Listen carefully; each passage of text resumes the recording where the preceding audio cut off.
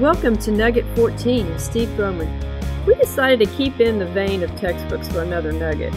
You know, it is essential that parents take time to know what is being instilled into their children's minds. We have learned that a lot of school districts and schools, and not even sure what authority is saying so, but a lot of students aren't even allowed to take their textbooks home. Yeah, that's true. I have people tell me all the time. Parents come up and they had no idea. Don't make that kind of a statement. They'll come up to me the next night and say, I asked my daughter about that, and she said, yeah, we can't take those home. There are a lot of things going on in schools that most people don't know. Which means the parent didn't even realize that the child wasn't taking the book home. Right. That goes back to not paying attention in the first place, I guess. But they say we don't have any science. They've got all the science. And actually, it's the other way around.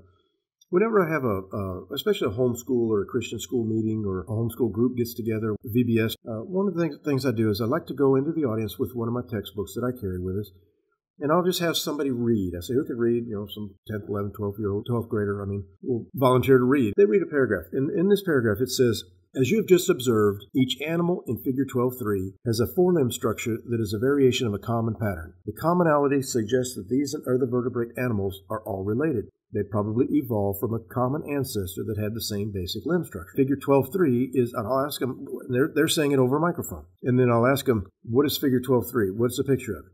And it's the forelimb of a bird, a horse, and a human. This textbook shows that we have a common ancestor, a bird, a horse, and a human. I'll just ask for a young one. I'll just go to the front, find some kid that's 4 years old, 6 years old, 5 years old, and I'll say, I got a question for you. Now, I'll ask him, and I'll do this at our meeting, at our regular seminars too.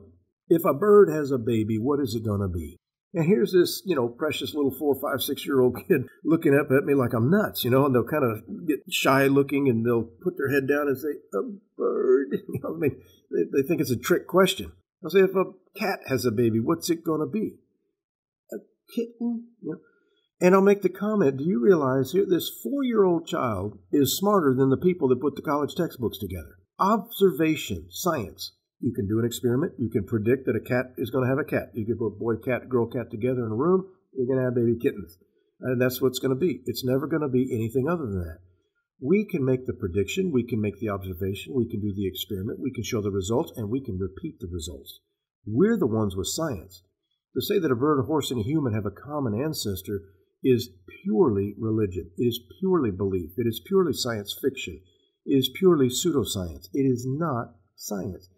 And so many of these textbooks are just filled with this kind of stuff. And anybody can spot that one. But some of the stuff that our kids are learning and they're falling for are a little more subtle than that. We got to be very, very careful what is actually being taught.